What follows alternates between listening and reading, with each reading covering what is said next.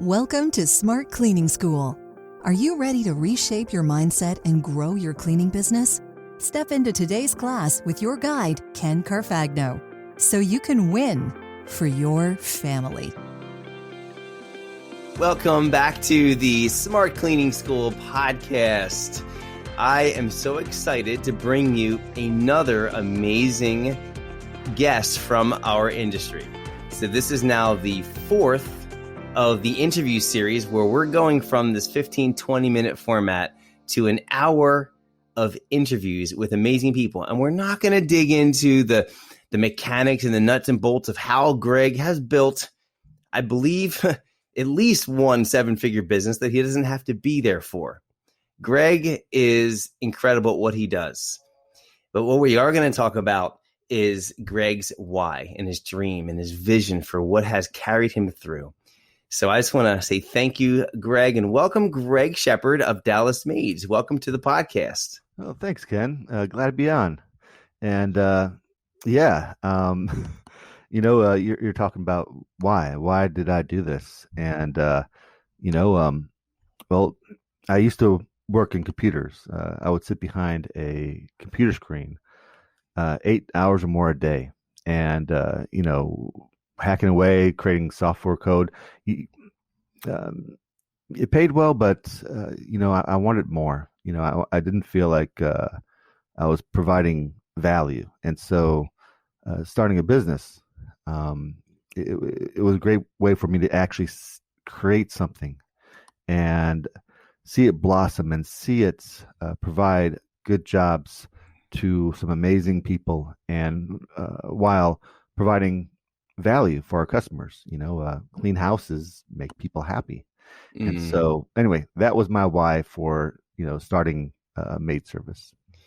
Had nothing to do with wanting to get out of a desk and programming computers for 8 hours a day. Well, yeah, of course. Well, let's go back in the Wayback Machine. DeLorean, 88 miles per hour, right? Zoom. Let's go there. What was it? October 25th, 1955? I'm not sure what date it was in the movie. I think it was, or November 5th. November 5th? Yes. Okay, that's good. This is important. You guys need to know this stuff. Maybe. So you are, hacking away, like you said, and you start dreaming about something. You're like, here I am behind the screen. What was the family situation at the time when you were there? Were you single? Were you... Yeah. No, I was single. I was young. I was 20, I think I was 26, 27 when I knew I wanted to do my own thing.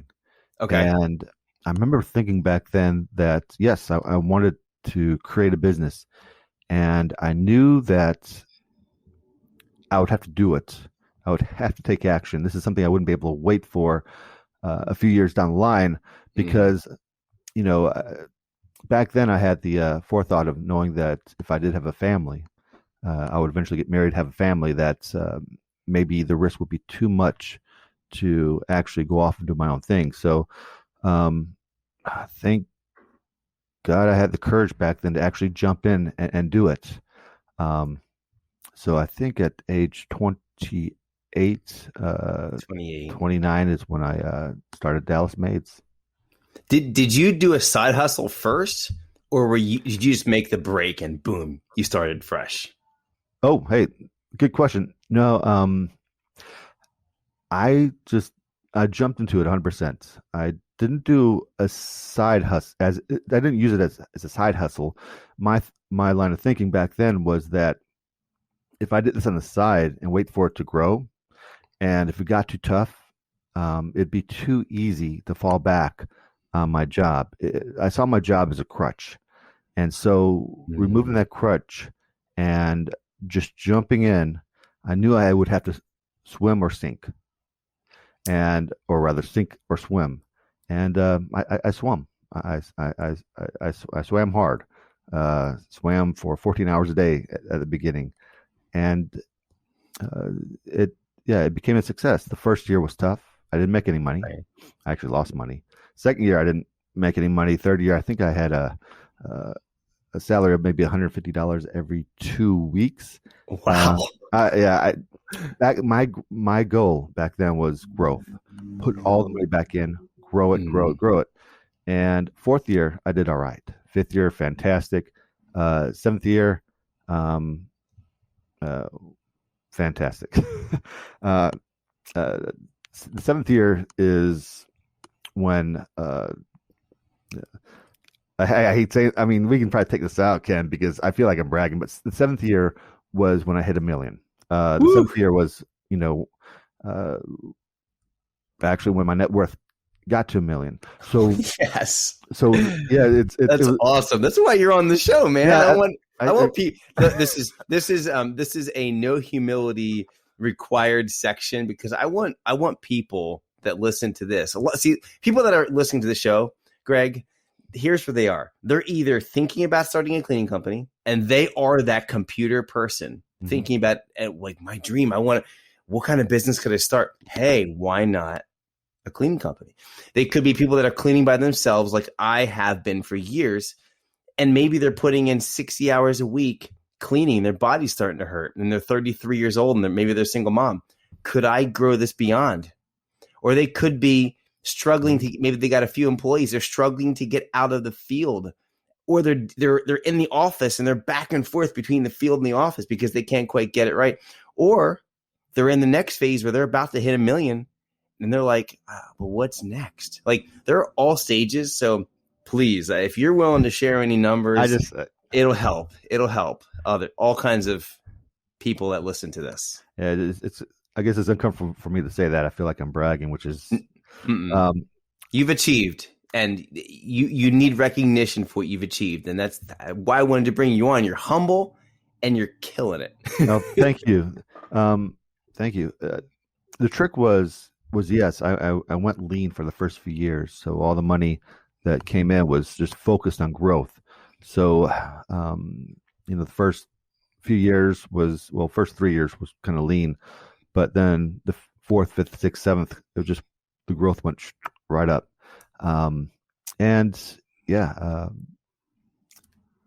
Starting a maid service was probably the best decision I ever made, business-wise in my life, just because not only are you building something of value for other people, but you learn to delegate, you learn to create a system where things run more automatically. And the biggest benefit is the freedom that it gives you, to be able to be free from a 9-to-5 job. And that made it worth everything. The money is just a side benefit. That is so cool to hear you say that. So just going back to your story more, 27, you're still behind, you're a single guy, probably virtually no expenses. You've got a good gig. You're in Dallas, right? I mean, that's Dell, right? And places like that. Like there's all that computer stuff that was blossoming in from like 99 on. So you've got a good gig. You could have, like, I was a mechanical engineer for GE at the same time. We both could have gone into leadership and whatnot through the company, but there was something nagging in our hearts. And for me, I didn't want to be in a desk. I wanted to be impacting and influencing people. It sounds like you kind of felt that same, like, I want to get out from the desk. I want freedom of time, freedom of money, freedom of location. So how do I do that? Was the cleaning, and I just wanted to ask this, was cleaning like the first thing you thought of? Was it like, I got all these ideas and someone said, how about cleaning? You're like, how'd that go? Oh, that's a good question. Back, yes, I think I started when I was 28, but 27, I knew I wanted to do my own business. And that thought, that urge was solidified in my mind.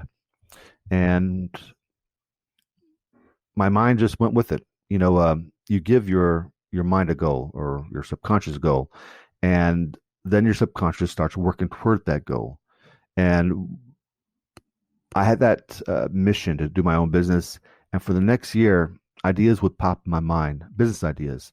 And I would write those business ideas on a little notepad I carried with me always. And the best ideas were the ones that just popped up naturally. I could be writing, driving my car. I could be, watching some TV. and then out of nowhere, an idea would pop up. And so, yeah, and after a year, I had a long list of good ideas. And the way to have a winning idea is to have a long list of good ideas. So, looking at that list of ideas, the maid service popped out at me because I couldn't explain it, Ken, back then, but I knew I couldn't fail. I just this feeling, this thought just said, "Hey, you can't fail at this." And I learned years later, actually, you should trust your feelings, because when you get that strong feeling of you can't fail, you know you can't fail, and you don't know why you can't fail. You just have that feeling. It's your subconscious talking to you. During that year, as I was thinking of ideas for businesses, my subconscious was making millions of calculations. It's like having a supercomputer in your head. And the way it communicates is through feelings. And so I got that feeling and I ran with it. And that's how I started my first business, Dallas Maids. I feel like I was listening to the book Think and Grow Rich, the audiobook of it, the way you're describing the subconscious and the way that the ideas. I love that comment, the phrase, having a lot of good ideas on a list, a long list of good ideas. You'll find, I forget how he said that, but that'll lead to at least one great idea. Having a lot of breadth, then you can find one to go deep on. But if you only have 3 ideas, well, I'm stuck in these 3. You always kept your channels open, right? Yeah. Think and Grow Rich. I know of that book. I don't think I've ever read that book before. Really? You just described it. Well, oh wow. Well, I think that that ability it's natural. I remember reading something similar in Blink, the book Blink by okay. But anyway, Blink is basically about how you can make quick, very good judgments in the blink of an eye. And it goes in on how to use your subconscious. For example, it goes into one of the techniques that CEOs use, like very successful CEOs of big companies. And the routine is like, the routine more or less goes like this. And it's the same among all the big CEOs that the author found. You wake up in the morning, you do some paperwork, you have a power lunch, and for the let me rewind back. Okay, you go to work, and you come up. The CEO will come up upon a really very important problem. He'll focus on the problem, just focus on it, and what he's doing is he's getting this problem stuck into his subconscious. Then he'll go out off and do some paperwork, power lunch. For the whole afternoon, he'll kick back, read a book, go home, have some dinner with the kids and wife, and then wake up. And between lunch and the following morning, the answer will naturally just pop up in his mind. This is the CEO using his subconscious to do the work for him. And so it's just a really smart way to work. Same thing with what had happened with figuring out what sort of business I would start. I set my mind to it, and this was before I read Blink, and I think it's just something people naturally have. But it's a really good tool you can use to make work much more easier, or rather remove work from your palette and just let your subconscious figure out the right solution. I really like this. Yeah, it does sound like Think and Grow Rich quite a bit. Oh, okay. Oh, Ken, actually, I'll hold it. Right. You go. Okay, let's rewind back. Okay, you go, then I'll go. I'm not going to forget my thing. No, it's using your subconscious in that way, where you let it do most of the work for you. Let it, bring you the solution later on. I think, I first noticed that in a big way when I went to university. I remember my writing class. I did my best writing when I wouldn't work on it. I wouldn't set time to write and complete a paper for my college course. Yeah. What I would do is I would just do whatever, and I'd wait until the ideas start flowing forth. And so right there and then I would start jotting down the paper, and those papers were my best. Those papers were the ones that the professor had showed to the class as the example, which always felt good when she did that. See, they call that the flow state, Greg. Yeah, exactly. The flow state. I've written a book. It's somewhere over here. I've written a book for fathers to read to their kids. Mm-hmm. And I went through 5 years of writing it. And you get into a creative flow state. Yes. Some people are like you. They can't be triggered to get into it. I am the opposite, where I get up and I create a habitual ritual of I was waking up at like 4:30. Mm-hmm. I would go to the bathroom, get a couple glasses of water, get a coffee, come into my special chair, put my coffee in the same place, open my computer. And it was like I never left the flow state from the day before, and it's doing it every day. So for me, it was ritual. And I've studied authors, and some people do that. And I think you are like the opposite. Like I can't force myself into that. I need to have the freedom to not. Does that relate? Yeah. I mean, what you're describing, I read a book a few months ago called Deep Work, and getting that. Cal Newport. Yes. Knowing when those flow states come about, and you can go into deep work and you just become super productive. That's the way to really get work done. And yeah, for me, it was writing those papers. I would focus on the subject that I had to write about, and I couldn't get right into it, so I would simply wait until the words started flowing out of me.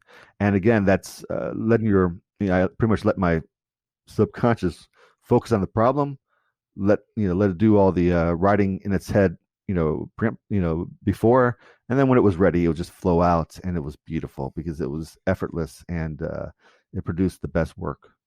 A lot of people are going to hear this and say that's foo-foo. I don't believe. Really?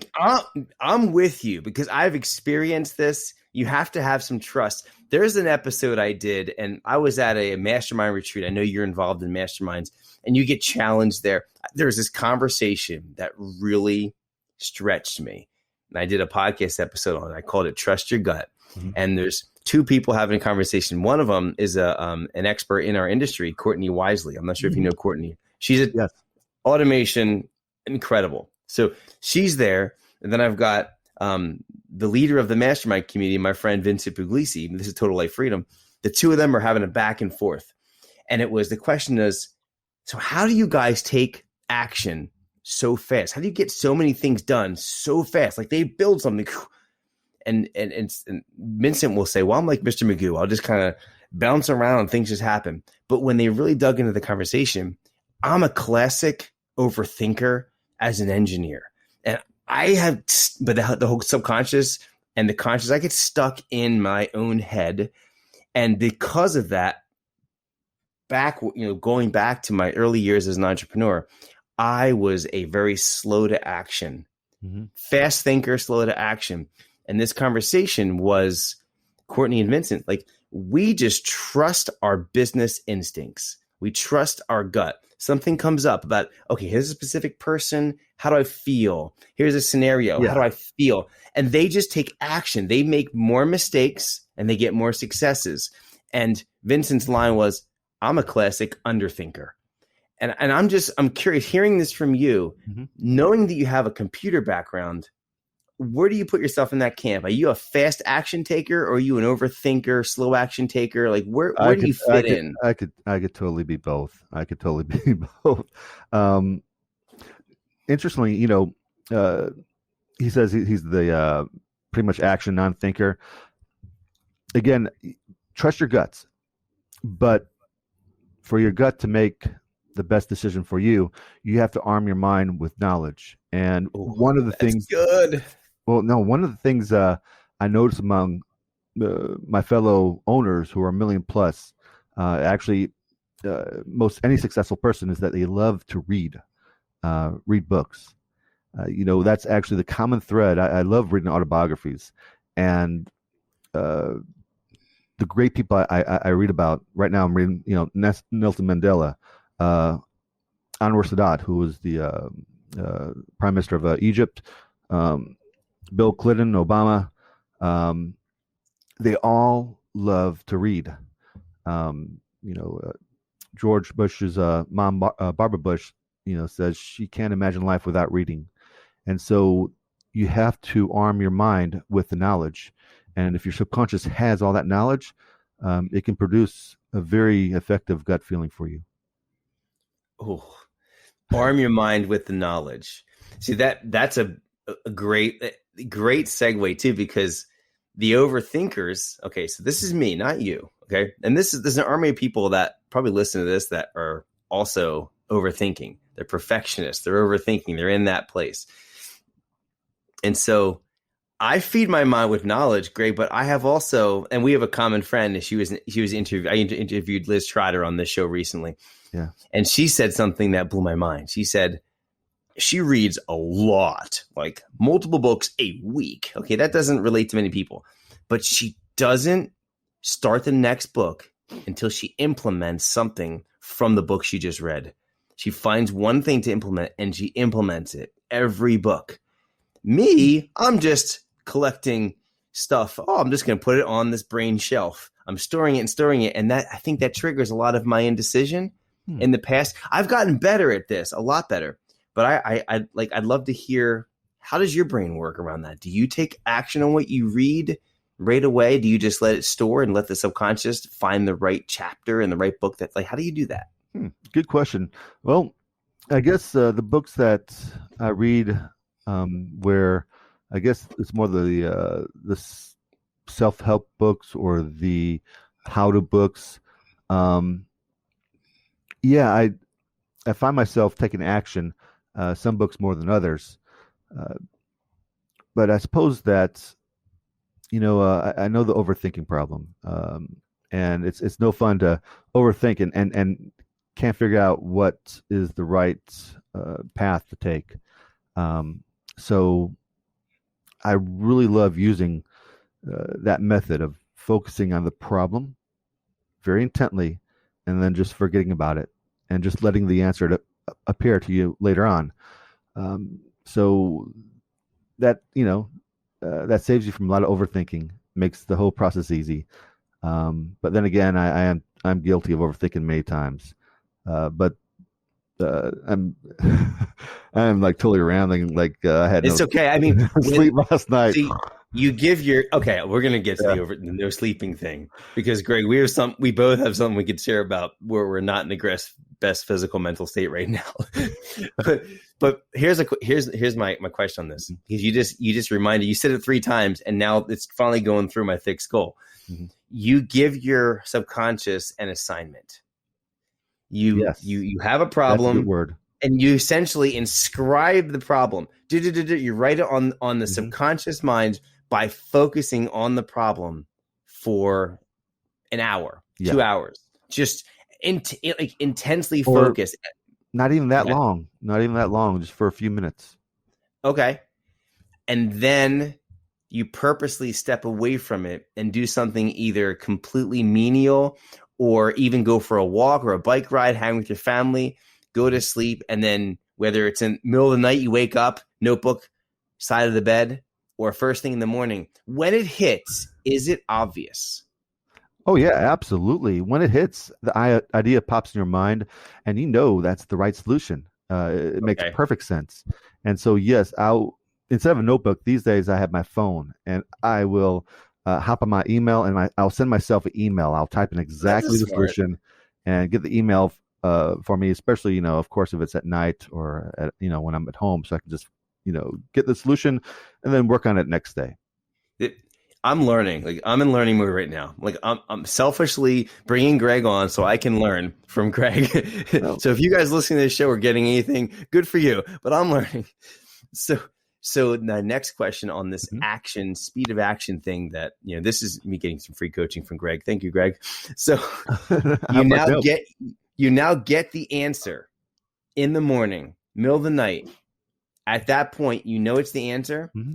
Are you just you just now take massive action to go do it because it's the answer, or is that the him and haw, Oh no, that's the answer. You just take action. You do so it. you just take action. You don't Yeah. overthink. Oh, is it really this? Oh no, like you take action. Boom. Right. When you know it's the right solution or it's the best solution, you know that you don't need to overthink it. You know, instinctually it's the right answer, and you simply do it.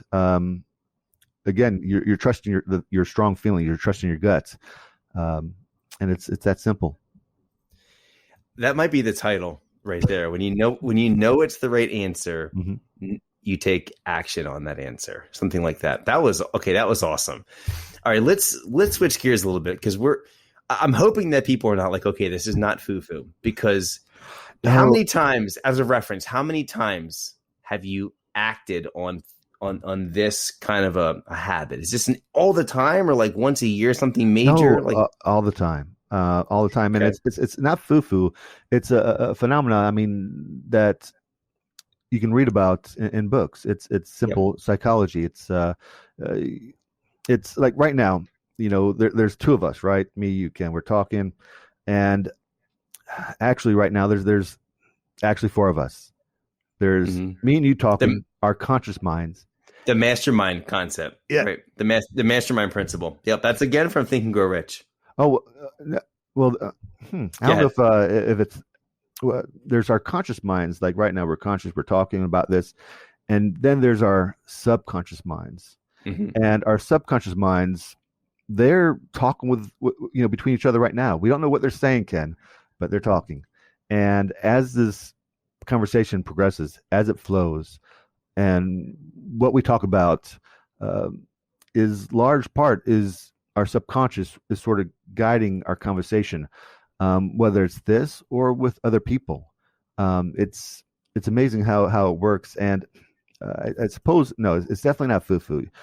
When I started Dallas Maids, I had to interview people, and I had employees. I knew that I needed to learn how to read people. Women are naturally better at reading people than men, and so I took upon myself to start reading books on how to read people, on psychology, how the mind works. I needed to do that for my business. I needed to do that to make sure I could take care of my employees, because a lot of times they won't come to the boss and fearing what the boss might think. So I really needed to know how to read people.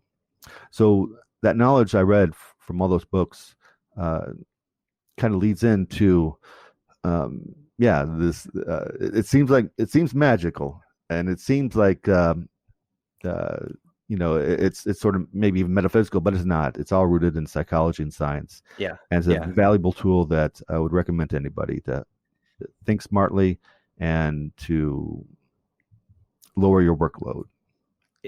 It's awesome, and I'll put in the show notes references to the book Blink and also Think and Grow Rich. I mean, it sounds like it's right out of the book. Vote for either one, but it's really it's a topic that I haven't really dived into too much. The only thing I did recently about this topic, and then we'll move on because there are things I want to talk about, is that I talked about like the thought to action loop.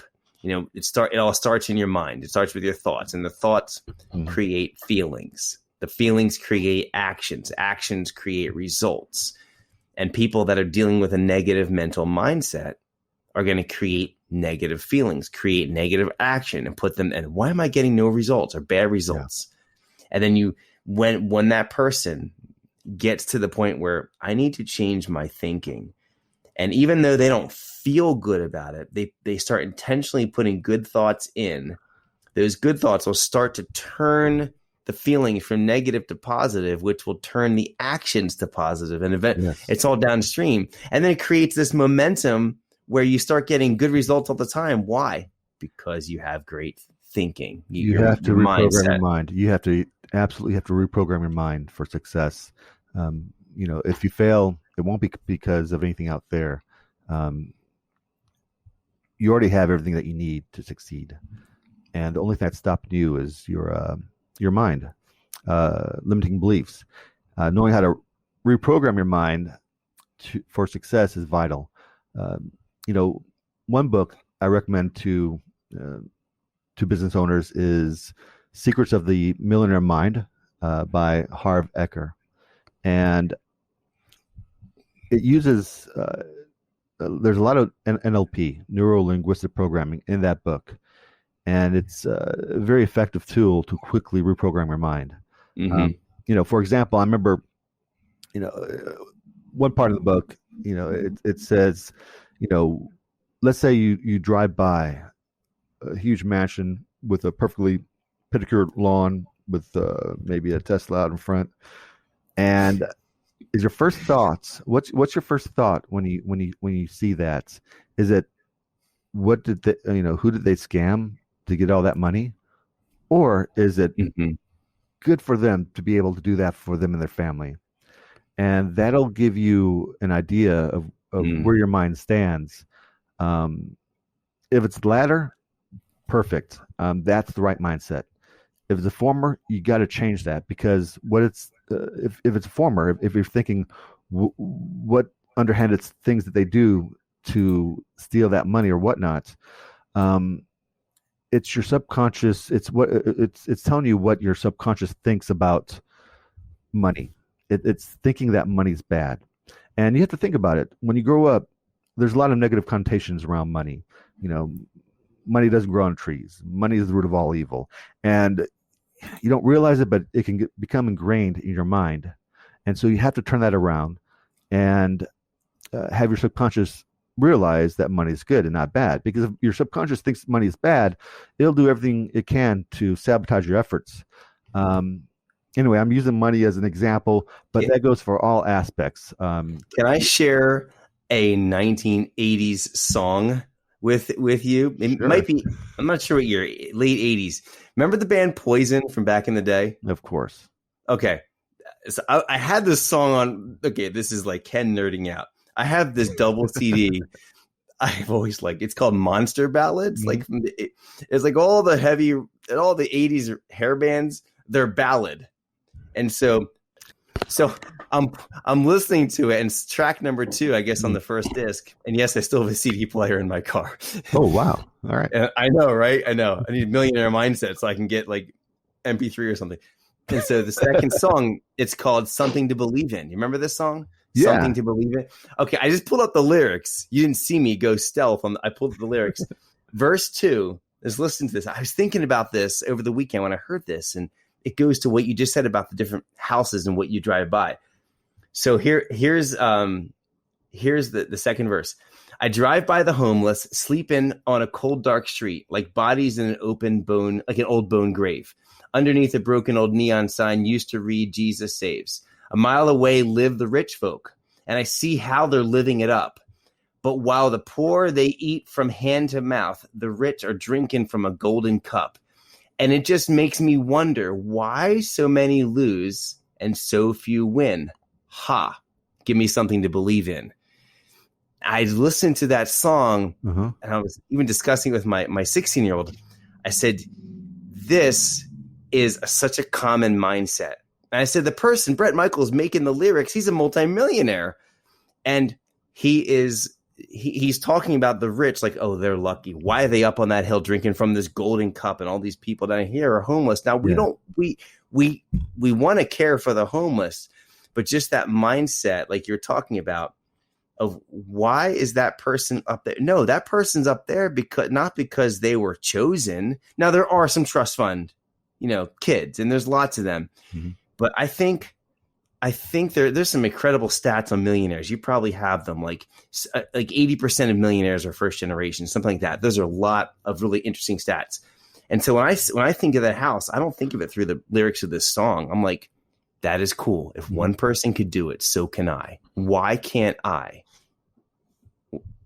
What do you when I read those lyrics? That's awesome. Were you trying to sing it, or what were you thinking when I just read it? Were you like, I want to sing that, I want to listen to that song, or like, that's good? Like, what were you thinking? No, I was just listening to the lyrics.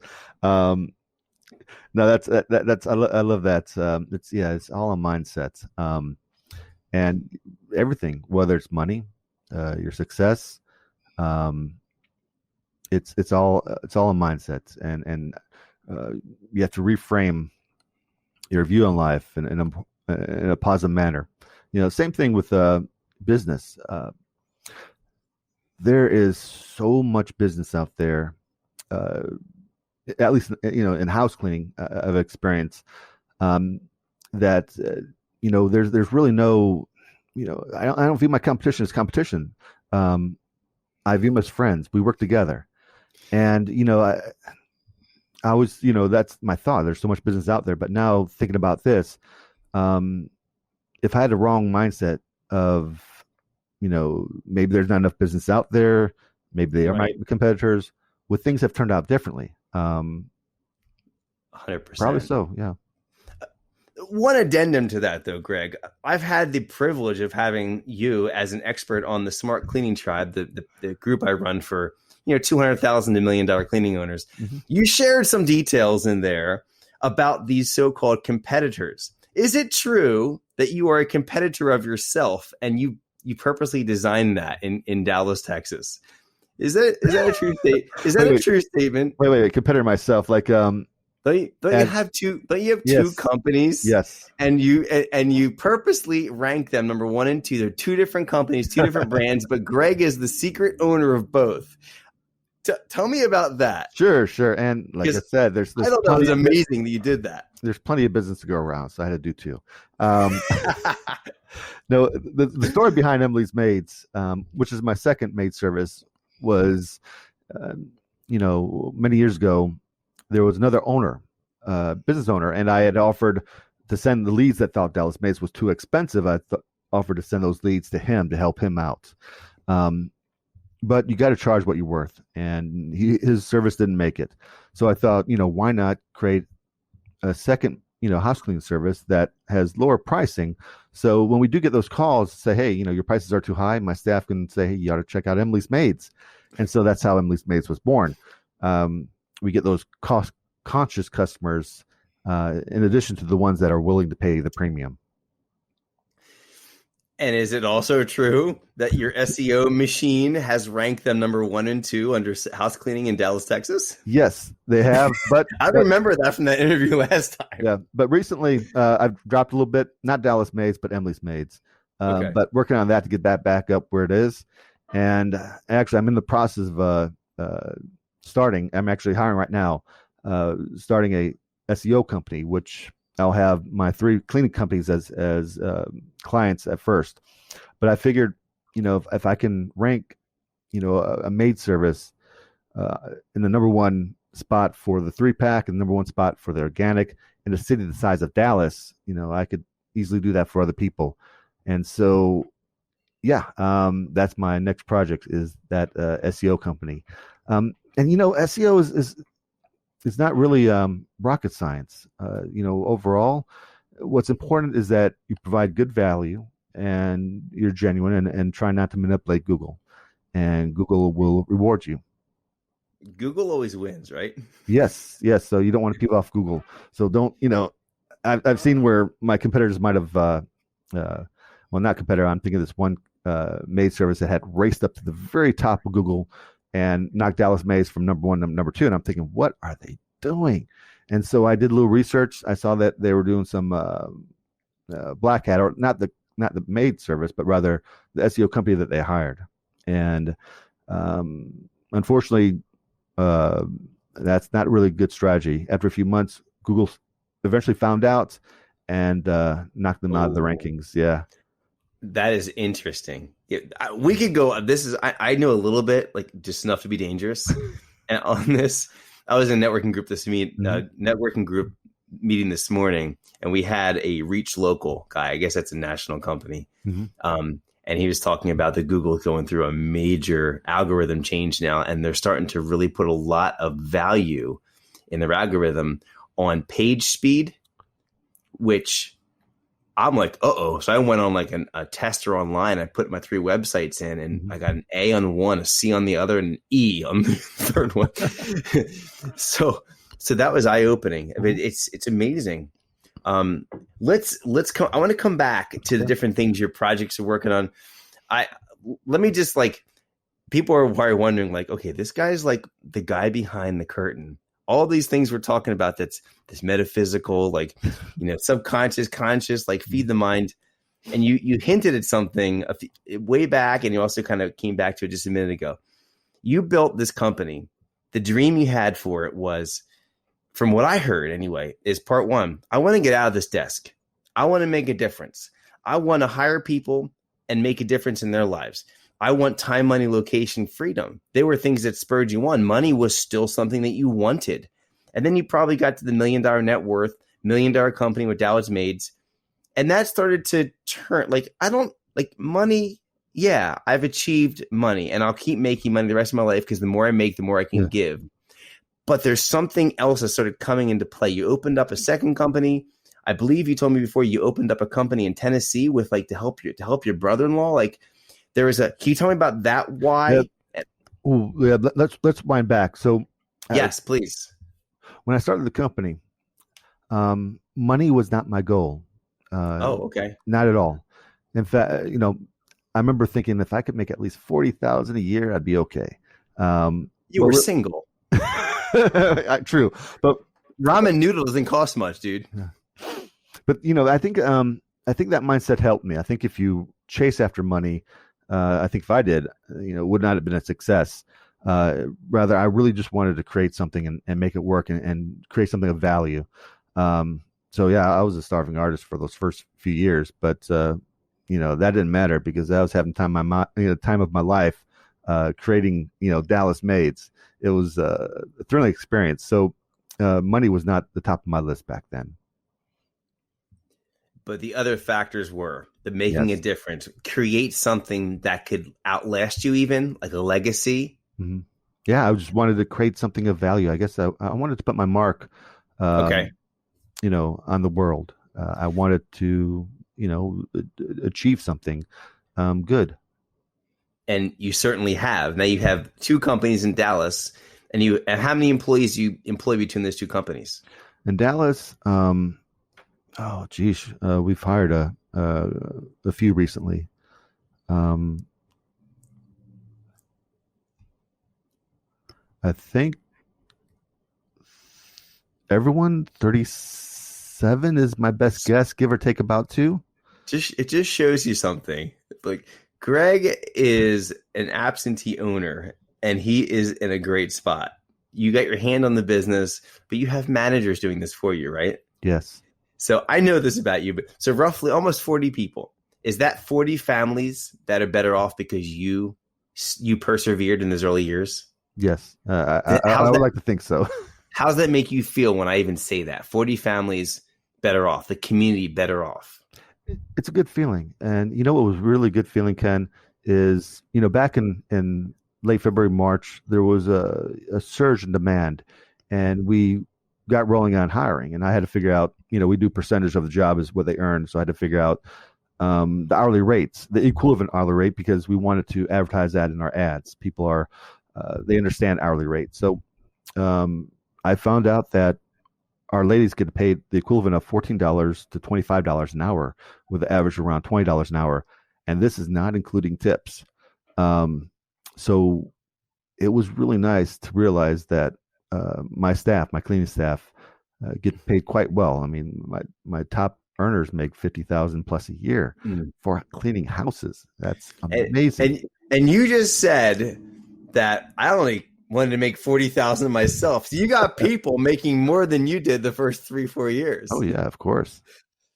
That's mind blowing. That's like it's, you didn't do it for money, but now look at you all these years. How many years have been in business total? About, oh wow, 2004.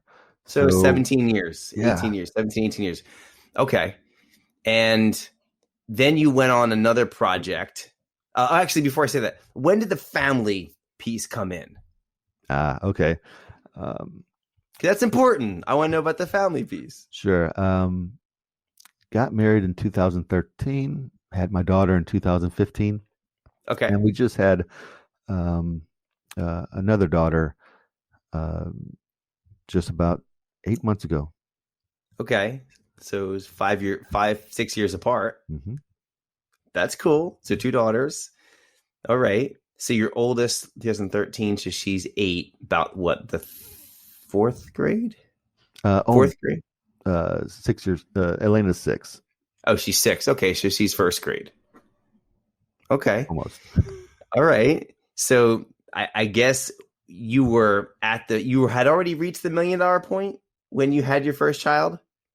Oh, See, before I got married. okay. Yeah. So that's kind of cool. You meet your future wife. So how you what do you do for? Well, I have a $1 million cleaning company. I got time. I have time in my hands. No. I'm sorry. I didn't tell her anything about that. Back then my car was modest. My home was modest. I don't think she knew. I'm just prodding you. So you're like, what's your wife's name? Dinelli. It's like, well, I'll tell you what, if you're looking for a job, I can get you one over this company, Dallas Maids. I'm really close with the owner. Oh, really? You can get me a job? And if you can't, Emily's Maids is a great one too. She'd be like, wow, you're awesome, Greg. Thank you. You know all kinds of people. Yeah, I guess I do. I know a few people. All right. Okay. So the family comes in. Mm-hmm. And how did your vision and why change once you had your first daughter? Oh, that's easy. To be able to have time to spend with her. When you're free of the job, when your business is run by itself, that means you can spend time with your family. That means you can, you won't miss the important parts of their lives, that's it. I mean, it's that freedom that makes it all worthwhile. That is beautiful. And so have you been able to have or create a lot of amazing memories with your daughters now and your wife? Because you have the time, you have all three pieces, like the trifecta of freedom, right? Time, money, location. Yeah. And I'm working towards it, by the way. I'm next February, we're going to be taking a month in Florida and getting away from the cold Pennsylvania. I'm in the Philadelphia area, the cold Pennsylvania winter. But I can't make that 1 month off until I delegate my business as well. And I've been doing solo for so many years. So I had a dream, a vision get so big inside of me and our family that we want to have more time to travel. We homeschool. And I'm home a lot now, but I'm not able to take 14 days and just go and travel. But a month is like so I set a big vision, and now I have to go make it happen. Let me tell you about two things. Yeah, please. Two things is it's having time, like taking the family to grandma and grandpa for 3 weeks in a couple weeks. And grandma and grandpa are just itching to see Elena and Haley. And then we'll come back for a week. Then, we'll take grandma and grandpa out to Puerto Rico for a vacation. It's the freedom of to traveling. And I suppose one of my secrets to really automating Dallas Maids was in 2006, 2007, I knew I had to automate my business. And I gave myself a very powerful incentive that forced me to automate my business quickly. And that was, I bought a plane ticket to Bali in the beginning of 2008. And that's beautiful. And the plan was to go in that direction until I returned from this direction. And so for 1 year. Whoa. And okay. All right. So I had my backpack passport, and that forced me to get all my systems in place to automate most everything, so I could actually leave my business for that amount of time. Now, it didn't go on for a year. I had to come back after half a year because some things did get messed up and I had to get back. But when I came back, I fixed those bugs in the system. And afterwards, it was like a huge weight lifted off my shoulders. I was free of so many responsibilities. I was free of so much work. And I had learned so much and how to automate, the business effectively. And so that little world trip was huge in forcing me to automate my business. I am so stinking inspired right now. Oh. Okay. I was going to save this to the end and try and find like a story arc to draw out the big question. I'm going right to the big question. What's up with the boat tour, the sailboat around the world? Like, this is something the family, you hinted at this leading up to this interview. Can you talk about what you're doing next, why you're doing it? And the third part of that is, to do this, did you have to challenge yourself in any way to be able to do it? I would love to unpack this and hear.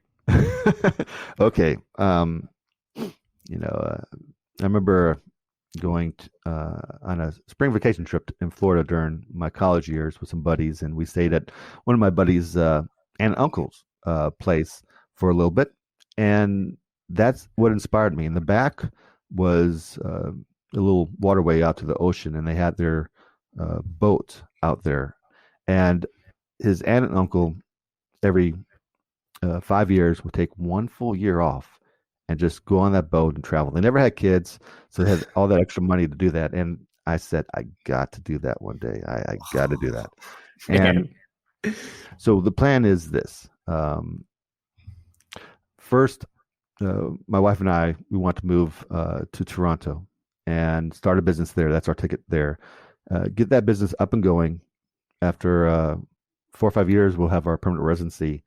And then at that point, I'll either sell a business or keep it, doesn't matter. And then we'll take 1 year off and just buy a cat and sail the seas. And I'm looking forward to that, because when you travel, if for any of your listeners who've have had the chance to backpack through Europe or Asia or wherever, you learn so much. The world's your classroom, and you get more of a worldly perspective, a more healthy perspective on life and the world. It's a really good, it's more than just a vacation. It's just a growing experience that's invaluable. I did. I backpacked in Europe for a month. Awesome. After college, sailboat trip, like an actual sailboat, right? Not like you said, cat. That's not motorized, or does it have a motor? No. Catamaran. There's a motor, but it's a sailboat. Wow. Well, not sailboat. It's catamaran. It's I think yes, it's a sailboat, but in 5 or 6 years, I'm really hoping that they'll have more affordable solar versions. Right now, they do have solar cats where it runs on solar energy. They're beautiful, but they're very expensive. You're looking at twice the amount for a solar powered cat than a sail powered one. So I'm hoping they will come down in price and maybe have one of those. I have no idea what they even cost. I mean, you're talking like $250,000 for a boat. I have no idea. Oh no! A cat would, new. You're looking at, could be 6, 7, 800,000. Okay, I'm way off. Yeah, I'm way off. Yeah, solar power one can go up to well over 2 million. Okay, so now you've got a sailboat, and I want to hear about Toronto. Where are you going to go? And you're going with the whole family, right? This is 4 of you for a year, and you're going to have to homeschool that year. Yep. And I mean, well, you said it, traveling country to country and everything, and going to ports. That is school. That is the classroom. And I relate, because I did backpacking in Europe after college for 30 days and did 10 countries, and it was amazing. So That's amazing experience. I get it. So where are you going to go? Where do you start? Where do you go? Where do you end? Like, I want to hear the details here. As you know, with backpacking, again, the best thing about backpacking is not having an itinerary, not having plans, but just simply going where you want to go. You'll meet people, and you'll travel with them for a little bit, and then you'll have an itch to separate and go somewhere else. And again, that's one of the best things about backpacking, is that pure freedom. So there won't be any itinerary. So I'm sure it'll be something more like that, where, we'll definitely go down south to the Bahamas, but I hope to have the chance to, sail the world, to go circumnavigate the globe. Eventually one day, hopefully. So, definitely go down to the Caribbean, down to maybe this. I would love to go to the South Pacific and island hop over to New Zealand. My wife went to school over there. It'd be great to see where, she went to school, and keep on going and coming back the other way. You can go see where the hobbits are. Yes. We've done scuba diving in Fiji. Oh wow. We didn't sail there. We took a plane, a very, very long plane, but still. Okay. So where are the non-negotiables? Like, I've got to go here. New Zealand is a got to go to. Yep. If you're circumnavigating for 1 year, where are the three places that no matter what, there is an itinerary. These places are not getting missed. Okay. Well, yeah, definitely New Zealand. New Zealand? Yes. And Thailand. My wife and I, we've been there a few times. We love the beaches. Probably have to stop by Bali again. And definitely India. That's 4. I know. We got to go to India. Okay, like Sri Lanka or India. Oh, India. My wife and I have always wanted to go. We've flown over a few times, but never were able to stop in there. And definitely down to South Africa. Yeah. And then what month? Just perspective. When will you go all year? I guess because you don't want to go to South Africa in our summer. You want to go during our winter, right? Yes. Okay, so you got to plan that out a little bit. Oh yeah. I've thought about that. The great thing is that you can go anywhere, time it where it's always summer everywhere. And the great thing about going west is that it gets a little bit later each night, so you can sleep in just a little bit later each day. Oh, okay. I missed that part. So you're not going to go across the Atlantic. You're going to sail around and go across the Pacific to the South Pacific first, and then come back around. If we did circumnavigate the globe, it would just keep on going west until we return from the other way. Okay. You won't fall off the planet, right? Have we already confirmed that? If anyone doesn't hear from Greg in 1 year from now, we know he fell off the planet, or he's in the Bermuda Triangle. Oh dear. Yeah. Hopefully that doesn't happen. You heard it here first. Okay. I love that. That is so it's hard for me. Like I can see it. I would love to do that. I think a lot of us were like, well, can I really dream that big? Were you always a big dreamer like that? Ooh, good question. Not that a sail around the world was like at 18, but like always a big dreamer where those dreams would create such a need and discomfort of your current situation that I've got to. Know what? There's things that people dream of. Everybody have their dreams, and the trick is to take action, I think. And if you can take action, actually follow your dreams and achieve them. And the way to go about that is to have goals. So this trip in 5 to 6 years is a goal of ours. And to achieve that, that goal, I have to do other things like start that business up in Toronto and such. So I think everybody has dreams, and it's the matter of to achieve them. All you need to do is have goals and take action. I kind of answered your question sort of roundabout way, but no, you actually answered my next question in that roundabout way. Oh, I was going to come back to this. Where'd Toronto come from? Like Dallas? Is it Nashville where your other company is? No, Memphis, Tennessee. Memphis. So 2 in Dallas, 1 in Memphis. I think you said is it your sister-in-law, your brother-in-law runs that company? Yeah, no, my brother-in-law, pretty much runs the company, but it's owned between my brother-in-law, my sister, and myself. Right. Okay. So there's 2 states, 3 companies, 2 states, and then you're like, oh, and for me to make the boat trip, I need to go to Toronto because we want to live there, build a company there, and that business is the tangible step-by-step to get to the boat. Like, I explain why Toronto and why do you have to have the company to make the trip? Huh. You know what? I think maybe having that trip was sort of a reward for making Toronto Maids, whatever I call it, business a success. Maybe it's I didn't realize it. Maybe subconsciously that is sort of an award that I'm giving myself and my family. But Ooh, my okay. I'm it's weird how the mind works. But why Toronto? Actually, my wife and I, we have family there, we have friends there. We actually had our first kiss in Toronto, so it has a lot of sentimental value, and we just think it's a great place to raise a family. So that is very interesting. I love how you came to that. And so I was thinking at first, okay, the boat's the vision.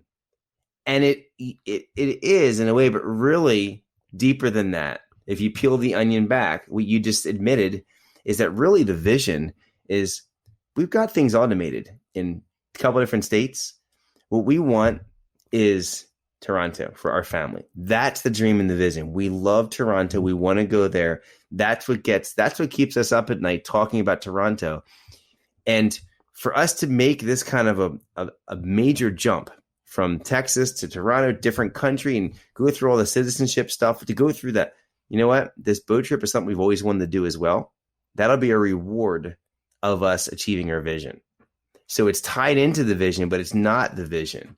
I thought the boat was the vision. I think the vision is more Toronto, because that's what your family wants, and that's where that's like what keeps you up at night more, thinking about living in Toronto and raising a family in 10 years, or one year trip around the world in a boat. Which one? No, that's it. The vision is to move there, and that's awesome. That's just awesome. Thank you. We can't wait. We really hope we can make this work. Was delayed due to the COVID. Canada was shut down for a while, but that's a vision. As for the trip around the world on the boat, or whether it was, backpacking for half a year, that's another thing I always felt that was important was, and this idea is covered in the 4-hour work week, if I recall correctly. It is, many retirements. And enjoy your life now. Don't wait to retire, because when you retire, what's going to happen? I know a lot of times you get bored, and people, a lot of times they go back to work, or they do a hobby. But don't wait. Have these mini retirements. Enjoy life, and I guess that's my philosophy. And like what you've done has just filled up my tank, so we can put it into this podcast. And then when I talk to people one-to-one, I can now extract things better out of them. So you've just, like apple seed, right? Tree, apples come off, boom. So you've just done that right here in this episode. Oh, I hope I could help. Absolutely. Well, I love how we came to that. I was wanting to ask you about the boat right away, but it didn't. I think we had to sail around the podcast a little bit before, like I snuck that in before I could get to the boat. So the next time we talk, you're going to be maybe in Toronto. Well, what is that going to happen in this next year? You think that you're going to make that move? 2022 is okay. So next year, okay. Yeah, we're hoping end of next year. Okay. Or beginning of 23 at least. Okay. All right. So, and just out of curiosity, you're going to sell well, I probably wouldn't want to say it. You're going to keep your 3 businesses going and revenue stream, multiple income streams. Mm-hmm. Okay. Yeah. I knew that was your answer, but I just wanted to hear it because I'm hearing what Millionaire's mindset is. Okay. So I don't have any further questions on trying to extract more out of you, because I think that the listeners here have heard some really cool stories. And in each case, you've had a lot of fuel. Your fuel, maybe it was traveling, it was building better communities, like the whole like 40 families better off in Dallas. It's my family better off in Toronto. Like family's big to you, and that's really cool to hear. And then if anyone wanted to reach out to you, go to dallasmaids.com and contact for them if someone wants to reach out to you. And Yeah, ask a question or actually, you know what? I'll give my email on here. It's oh, are you sure? Are you sure? Okay. um, okay, I'll take that chance. Let's see what happens. All right, let's see what happens. Email is Greg, Greg, at dallasmaids.com. Cool. If you want to, got a question or give me a shout out, be glad to help. If there's anywhere I can. Cool. Just make sure you say that you heard about him on the Smart Cleaning School podcast and put that in. Oh, yes, please. Put that in like the subject line. Heard you on Ken's podcast, whatever. Then be like, okay, it's not a spammer or some weird. Like, there's a lot of weird stuff that happens too. Yeah. Okay. Well, Greg Shepard, that was so much fun. Did you have fun? Dude, I had a great time. Thanks so much for having me on here, Ken. Is it what you expected or not what you expected? I'm off script. No, not at all. Actually, I had a good time. I talked about things which I don't normally talk about. Using your subconscious as a supercomputer is something I don't really talk about or share, but it's so valuable. And thank you so much for letting me have a chance to share that with your listeners. That was Millionaire Mindset. Well, Greg, I don't want to hold you up anymore. I really appreciate you taking the time to jump on the podcast with me. I know the listeners got a ton of value here, and I'll get all the stuff listed in the show notes. And yeah, we'll look forward to seeing you around, man. Thanks so much, Greg. Awesome, Ken. Thanks for having me on. I appreciate it. Thank you for listening to Smart Cleaning School. Class is dismissed.